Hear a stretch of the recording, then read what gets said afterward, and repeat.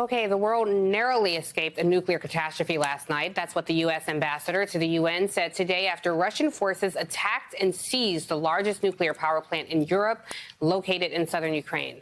Now, a live stream from the plant's security camera, you can see it right there, captured a bright flash from a flare-like projectile, as well as two blasts and munition fire at the complex. The International Atomic Agency confirmed that Russian forces had struck a building, causing a fire that raged for almost 5 hours. That was according to a plant spokesperson. Russian troops even shot at the firefighters who arrived to put out the blaze. Now, as this was unfolding, President Zelensky warned that if there is an explosion, that's the end for everyone. Do not let Europe die from a nuclear catastrophe. That's what he pleaded. Now, thankfully, the fire was limited to a training facility and no radiation has been detected since the attack so far. However, the risk of a radiological disaster is raising serious alarm around the world, as it should. The U.S. Embassy in Ukraine said this morning it is a war crime to attack a nuclear power plant. And Ukraine's ambassador to the UN today accused Russia of nuclear terrorism. Now, of course, Ukraine is intimately familiar with the risk of a nuclear meltdown, given, of course, the 1986 disaster at Chernobyl. Now, in that case, radioactive fallout spread as far as Sweden, and that was just within 2 days. But while the plant under attack last night is far safer, experts say they're simply just not designed to withstand a military assault. With Russian troops in control, Ukrainian workers are operating the facility at gunpoint. That's according to the head of the company. With me now is Joe Censorione, Distinguished Fellow at the Quincy Institute for Responsible Statecraft and author of Nuclear Nightmares, Securing the World Before It Is Too Late. And Gregory Jaczko, former chairman of the U.S. Nuclear Regulatory Commission and author of Confessions of a Rogue Nuclear Regulator. So happy to have both you gentlemen with me. Joe, I want to kick it off with you. I know that experts are saying we're safe for now and, you know, that things are fine. But I want you to walk us through what potentially could have happened by Russians striking this nuclear power plant. Well, we dodged a nuclear bullet last night, and I'm with our UN ambassador, Thomas Greenfield, who said that we narrowly dodged a nuclear catastrophe.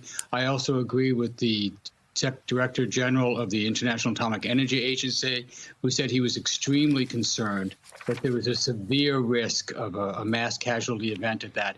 Basically, what happened was, fortunately, the attack was limited. So even though we're shooting flares, as you're seeing here, into a nuclear facility, that there's volleys of heavy caliber machine gun fire, that it didn't hit the containment facility. Now, this is a strong, reinforced concrete containment facility around these 6 reactors, but there's not a facility in the world that's designed to withstand a tank attack, artillery attack, mortar attack.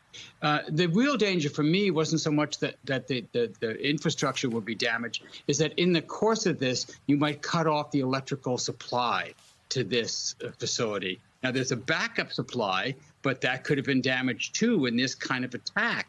And you might then have a Fukushima-type event where the coolant is unable to get into the reactor, the fuel rods overheat, they melt down, the molten uranium then sinks into the ground, and you have this spread of radioactivity in the ground, in the water supply, and if hydrogen gas builds up in the containment vessels, you could see an explosion like we had at Fukushima, and then it could go into the air as well. All of these things are possible, which is why it's against international law to attack a nuclear power plant. There's a Geneva Convention prohibiting this. Russia was a signatory to this. It was another example of Russia breaking international law, violating global norms. I agree. This was a terrorist attack on a nuclear plant. The terrorists happened to be wearing Russian army uniforms.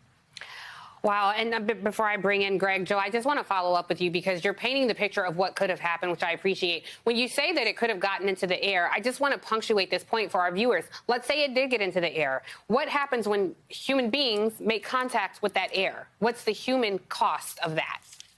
If you're very close to this, like people were in Chernobyl, you die.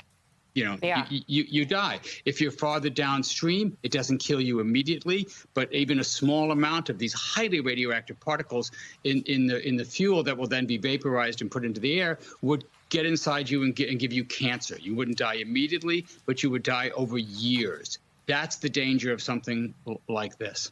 Yeah. So at worst, mass human casualty immediately. At best, if there is such a thing, a slow death, which is quite frightening. Greg, I know that experts are saying that we're in the clear, but are we in the clear in perpetuity? Because we are not seeing any fallout from this yet, does that mean that we can all collectively breathe a sigh of relief, or should we remain on high alert? Yeah, I mean, this situation is not going to be over really until the war is over, because these reactors are a critical piece of the infrastructure, the electricity infrastructure in Ukraine. So controlling them is extremely important, obviously, for both sides. So I suspect that Russian forces will attempt to control all the reactor sites in the country. They provide almost 50% of the electricity in the Ukraine, so they're really vital for the country. And one of the things that, obviously we get a lot of attention on incidents like last night, where you have fires and you have these kinds of shelling activities. But long term, the operation of these reactors is extremely unclear. Will it be Ukrainian operators operating like normal, or operating at gunpoint, or operating in very precarious situations? All of those factors become very, very important, not just in the next several days, but over weeks and months as this potential incursion continues. Yeah, and I want to talk to you about that, Greg, because like we said in the open, the International Atomic Energy Agency has said that there are people working in these facilities at gunpoint. They have not had a shift change in over a week. And I think about people who work in high-stress jobs like doctors and pilots.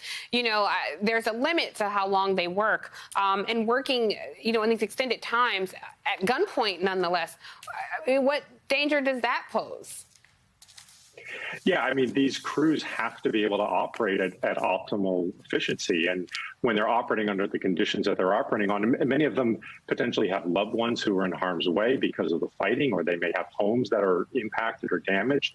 This is a very, very challenging situation. So that all goes to their performance. And we know that, a crucial element when it comes to maintaining safe nuclear reactors is that the operators perform at an optimal level. And many reactor operators are very highly trained. They're very good at what they do, but they can make mistakes. And the more that they're operating under these very, very challenging conditions, the more that they have the likelihood of making mistakes or of operating incorrectly.